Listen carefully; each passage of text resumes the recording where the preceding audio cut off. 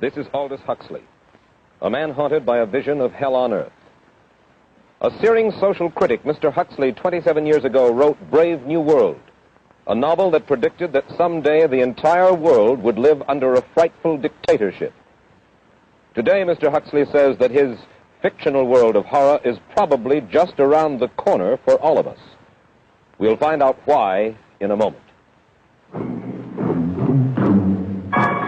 The Mike Wallace Interview, presented by the American Broadcasting Company in association with the Fund for the Republic, brings you a special television series discussing the problems of survival and freedom in America. Good evening. I'm Mike Wallace. Tonight's guest, Aldous Huxley, is a man of letters, as disturbing as he is distinguished. Born in England, now a resident of California, Mr. Huxley has written some of the most electric novels and social criticism of this century. He's just finished a series of essays called Enemies of Freedom, in which he outlines and defines some of the threats to our freedom in the United States. And Mr. Huxley, right off the bat, let me ask you this. As you see it, who and what are the enemies of freedom here in the United States? Well, I don't think you can say who in the United States. I don't think there are any sinister persons deliberately trying to rob people of their freedom. But I do think, first of all, that there are a number of impersonal forces which are pushing in the direction of less and less freedom. And I also think that there are a number of technological devices which anybody who wishes to use can use to accelerate this process of going away from freedom, of imposing control. Well, what are these forces and these devices, Mr. Huxley? I should say that there are two main impersonal forces. The first of them is not exceedingly important in the United States at the present time, though very important in other countries. This is the force which in general terms can be called overpopulation, the mounting pressure of population pressing upon existing resources. This, of course, is an extraordinary thing. Something is happening which has never happened in the world's history before. I mean, let's just take a simple fact that between the time of the birth of Christ and the landing of the Mayflower, the population of the Earth doubled. It rose from 250 million to probably 500 million. Today, the population of the Earth is rising at such a rate that it will double in half a century. Well, why should overpopulation work to diminish our freedoms? Well, in a number of ways. I mean, the experts in the field, like Harrison Brown, for example, pointed out that in the underdeveloped countries, actually the standard of living is at present falling, that people have less to eat and less goods per capita than they had 50 years ago. And as the position of these countries, the economic position, becomes more and more precarious, obviously the central government has to take over more and more responsibility for keeping the ship of state on an even keel. And then, of course, you're likely to get social unrest under such conditions, with again an intervention of the central government. So that I think one sees here a pattern which seems to be pushing very strongly towards a totalitarian regime. And unfortunately, as in all these underdeveloped countries, the only highly organized political party is the Communist Party, it looks rather as though they will be the heirs to this unfortunate process, that they will step into the position of power. Well, then, ironically enough, one of the greatest forces against communism in the world, the Catholic Church, according to your thesis, would seem to be pushing us directly into the hands of the communists because they are against birth control. Well, I think this strange paradox probably is true. There is it's an extraordinary situation, actually. I mean, one has to look at it, of course, from a biological point of view. The whole essence of biological life on Earth is a question of balance, and what we have done is to practice death control in a most intensive manner without balancing this with birth control at the other end. Consequently, the birth rates remain as high as they were, and death rates have fallen substantially. All right, then. So much for the time being, anyway, for overpopulation. Another force that is diminishing our freedoms. Well, another force which I think is very strongly operative in this country is the force of what may be called over-organization. As technology becomes more and more complicated, it becomes necessary to have more and more elaborate organizations, more hierarchical organizations. And incidentally, the advance of technology has been accompanied by an advance in the science of organization. It's now possible to make organizations on a larger scale than was ever possible before. And so that you have more and more people living their lives out as subordinates in these hierarchical systems controlled by bureaucracies, either the bureaucracies of big business or the bureaucracies of big government. Now, the devices that you were talking about, are there specific devices or methods of communication which diminish our freedoms in addition to overpopulation and over-organization? Well, there are certainly devices which can be used in this way.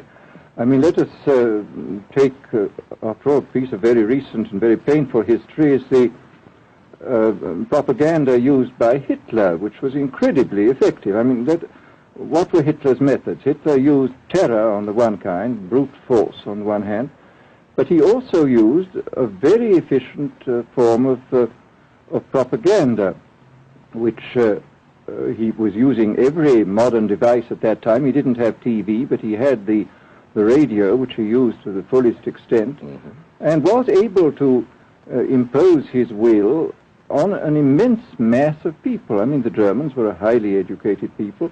Well, we're aware of all this, but how do you equate Hitler's use of propaganda with the way that propaganda, if you will, is used, let us say, here in the United States? Are you suggesting that there is a parallel? Needless to say, it's not being used in this way now, but the point is, it seems to me, that there are methods at present available, methods superior in some respects to Hitler's method, which could be used in a bad situation. I mean, what I feel very strongly is that we mustn't be caught by surprise by our own advancing technology. This has happened again and again in history.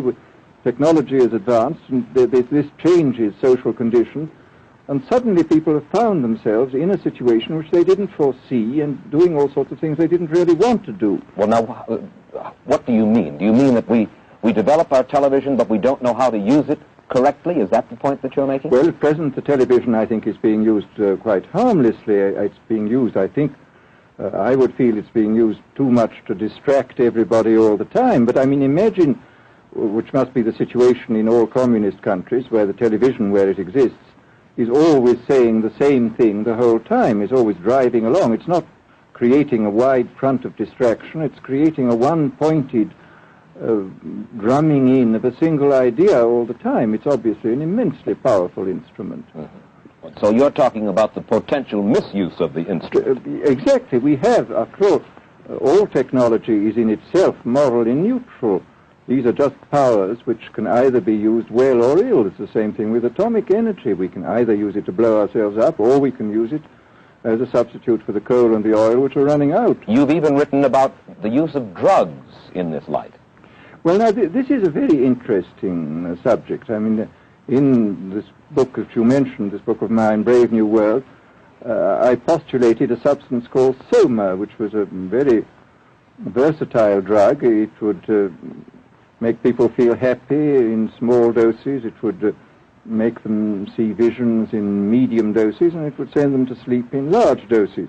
Well, I don't think such a drug exists now, nor do I think it will ever exist, but we do have drugs which will do some of these things, and I think it's quite on the cards that we may have drugs which will profoundly change our mental states without doing us any harm. I mean, this is the pharmacological revolution which has taken place, that we have now powerful mind-changing drugs which, physiologically speaking, are almost costless. I mean, they are not like opium or like cocaine, which do change the state of mind, but leave terrible results physiologically and morally.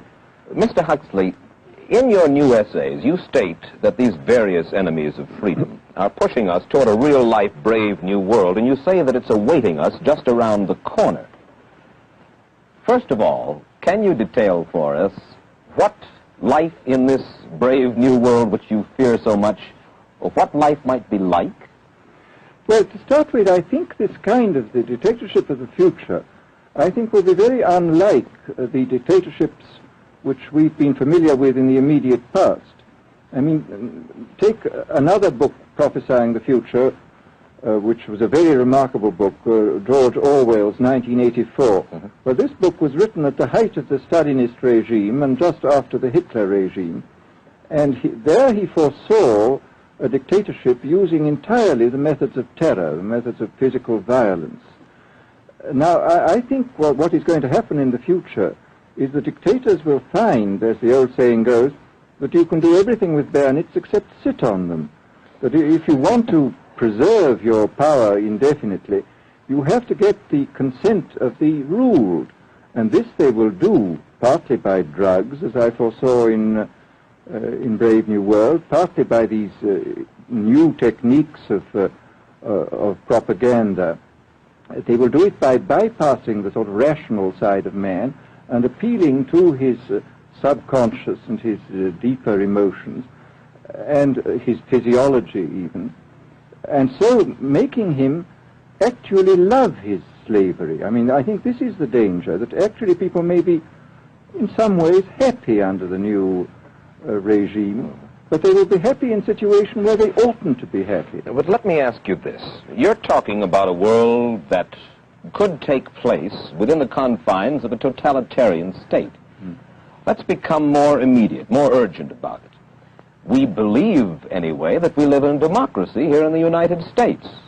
Do you believe that this brave new world that you talk about could, let's say in the next quarter century, the next century, could come here to our shores? I think it could. I mean, that's why I feel it's so extremely important here and now to start thinking about these problems, not to let ourselves be taken by surprise by the new advances in technology. I mean, for example, in regard to the use of the drugs, we know there's enough evidence now for us to be able, on the basis of this evidence and using a certain amount of creative imagination, to foresee the kind of uses which could be made by people of bad will with these things, and to attempt to forestall this. And in the same way, I think with these other methods of propaganda, we can foresee and we can do a good deal to forestall. I mean, after all, the price of freedom is eternal vigilance. You write in Enemies of Freedom, you write specifically about the United States. You say this, writing about American political campaigns. You say, all that is needed is money and a candidate who can be coached to look sincere. Political principles and plans for specific action have come to lose most of their importance. The personality of the candidate, the way he is projected by the advertising experts, are the things that really matter. Well, this is... during the last campaign, there was a great deal of this kind of statement by the advertising managers of the campaign parties, this idea that the candidates had to be merchandised as though they were soap or toothpaste, and that you had to depend entirely on the personality. I mean, the personality is important, but there are certainly people with an extremely amiable personality, particularly on TV, who might not necessarily be very good in positions of political trust. Well, do you feel that men like Eisenhower, Stevenson, Nixon, with knowledge of forethought, were trying to pull the wool over the eyes of the American public? No, but they were being advised by powerful advertising agencies who were making campaigns of a quite different kind from what had been made before. And I think we shall see probably all kinds of new devices coming into the picture. I mean, for example, this thing which got a good deal of publicity last autumn, subliminal projection. I mean, as it stands, this thing, I think, is of no menace to us at the moment. But I was talking the other day to one of the people who has done most experimental work in the psychological laboratory with this, who was saying precisely this, that it is not at the moment a danger, but once you've established a principle that something works, you can be absolutely sure that the technology of it is going to improve steadily. And I mean, his view of the subject was that, well, maybe they will use it to some extent in the 1960 campaign, but they will probably use it a good deal and much more effectively in the 1964 campaign, because this is the kind of rate at which technology advances. And we'll be persuaded to vote for a candidate that we do not know that we are being persuaded to vote for. Exactly. I mean, this is the rather alarming feature, that you're being persuaded below the level of choice and reason. In regard to advertising, which you mentioned just a little ago, in your writing, particularly in Enemies of Freedom, you attack Madison Avenue, which controls most of our television and radio advertising, newspaper advertising, and so forth. Why do you consistently attack the advertising agency? Well, no, I think that advertisement plays a very necessary role, but the danger, it seems to me, in a democracy is this. I mean, what does a democracy depend on? A democracy depends on the individual voter making an intelligent and rational choice for what he regards as his enlightened self-interest in any given circumstance. But what these people are doing, I mean, what both for their particular purposes, for selling goods, and the dictatorial propagandists are doing, is to try to bypass the rational side of man and to appeal directly to these unconscious forces below the surface, so that you are, in a way, making nonsense of the whole democratic procedure, which is based on conscious choice on rational grounds. Of course, well, maybe you have just answered this next question, because in your essay you write about television commercials, not just political commercials, but television commercials as such, and how, as you put it, today's children walk around singing beer commercials and toothpaste commercials, and then you link this phenomenon in some way with the dangers of a dictatorship. Now, could you spell out the connection, or how do you feel that you have done so sufficiently? Well, I mean, here, this whole question of children, I think, is a terribly important one, because the children are quite clearly much more suggestible than the average grown-up. And again, suppose that that for one reason or another all the propaganda was in the hands of one or very few agencies, you would have an extraordinarily powerful force playing on these children, who after all are going to grow up and be adults quite soon. I do think that this is not an immediate threat, but it remains a possible threat. And you said something to the effect in your essay that the children of Europe used to be called cannon fodder, and here in the United States they are television and radio fodder. Well, after all, you can read in the trade journals the most lyrical accounts of how necessary it is to get hold of the children, because then they will be loyal brand buyers later on. Mm-hmm. But, I mean, again, you just translate this into political terms. The dictator says they will be loyal ideology buyers when they're grown up. We hear so much about brainwashing as used by the communists. Do you see any brainwashing other than that which we've just been talking about that is used here in the United States? Other forms of brainwashing? Not in the form that has been used in China and in Russia, because this is essentially the application of propaganda methods, the most violent kind, to individuals. It's not a shotgun method like the advertising method.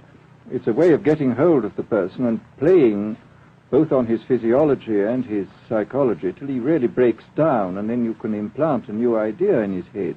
I mean, the descriptions of the methods are really blood-curdling when you read them, and not only the methods applied to political prisoners, but the methods applied, for example, to the training of the young communist administrators and missionaries.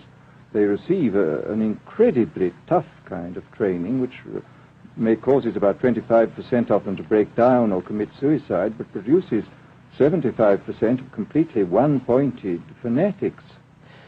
The question, of course, that keeps coming back to my mind is this.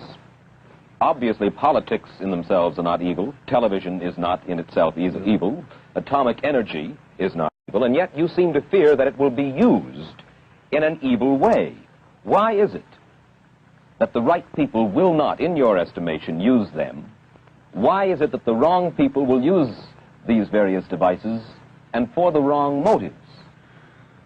Well, I think one of the reasons is that these are all instruments for obtaining power, and obviously the passion for power is one of the most moving passions that exist in man, and after all, all democracies are based on the proposition that power is very dangerous and that it's extremely important not to let any one man or any one small group have too much power for too long a time. After all, what are the British and American constitutions except devices for limiting power?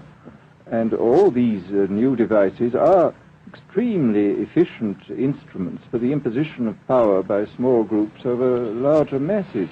Well, you ask this question yourself in Enemies of Freedom. I'll put your own question back to you. You ask this: in an age of accelerating overpopulation, of accelerating overorganization, and ever more efficient means of mass communication, how can we preserve the integrity and reassert the value of the human individual?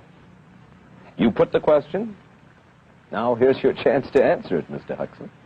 Well, this is obviously, first of all, it's a question of education. I think it's terribly important to insist on individual values.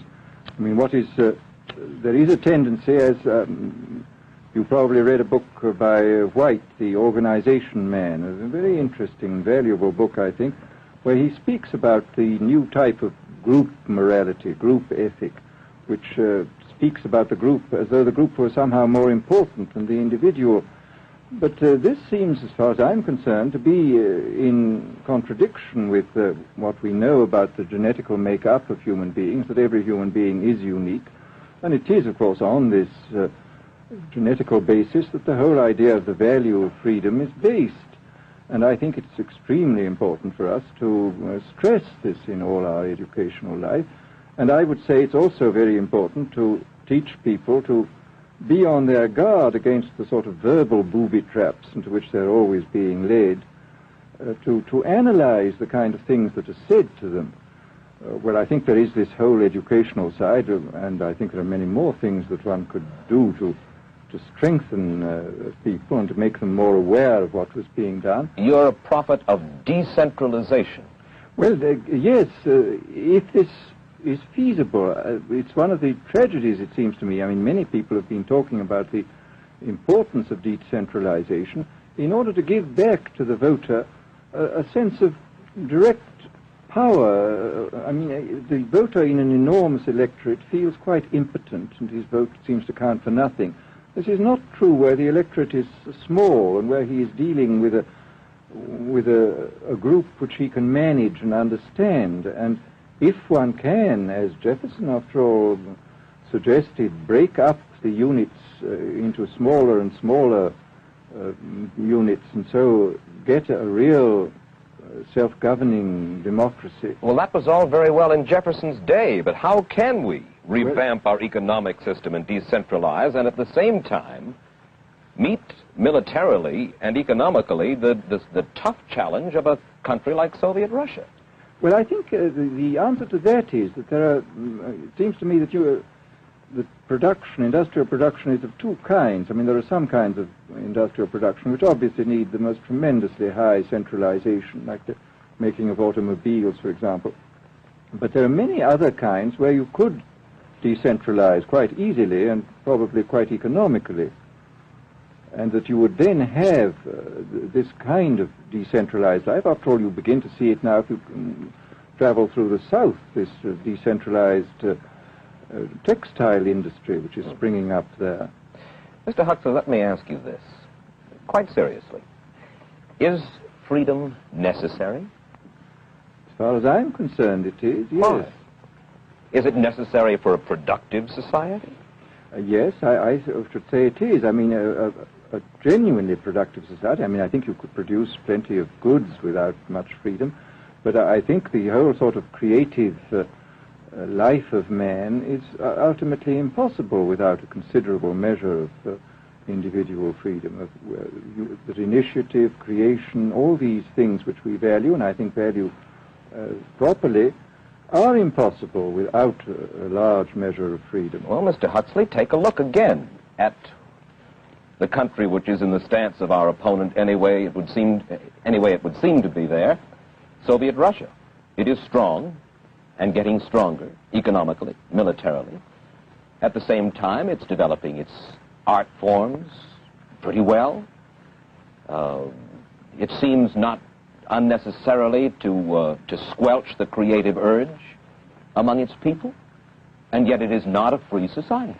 It's not a free society, but here is something very interesting, that those members of the society, like the scientists who are doing the creative work, are given far more freedom than anybody else. I mean, it's a privileged aristocratic society in which, provided that they don't poke their noses into political affairs, these people are given a great deal of prestige, a considerable amount of freedom, and a lot of money.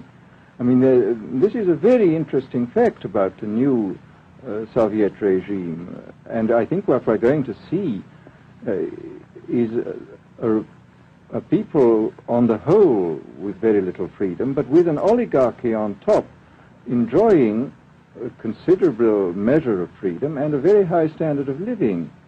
And the people down below, the epsilons down below, enjoying very little. And you think that that kind of situation can long endure? I think it can certainly endure much longer than a situation in which everybody is kept down. Because, I mean, they can certainly get their technological and scientific results on such a basis. Well, the next time that I talk to you then, perhaps we should investigate further the possibility of the establishment of that kind of a society, where the drones work for the queen bees up above. Well, but yes, but I must say I still believe in democracy. If we can make the best of the creative activities of the people on top, plus those of the people on the bottom, so much the better. Mr. Huxley, I surely thank you for spending this half hour with us, and I wish you Godspeed, sir. Thank you. Aldous Huxley finds himself these days in a peculiar and disturbing position. A quarter of a century after prophesying an authoritarian state in which people were reduced to ciphers, he can point at Soviet Russia and say, "I told you so." The crucial question, as he sees it now, is whether the so-called free world is shortly going to give Mr. Huxley the further dubious satisfaction of saying the same thing about us.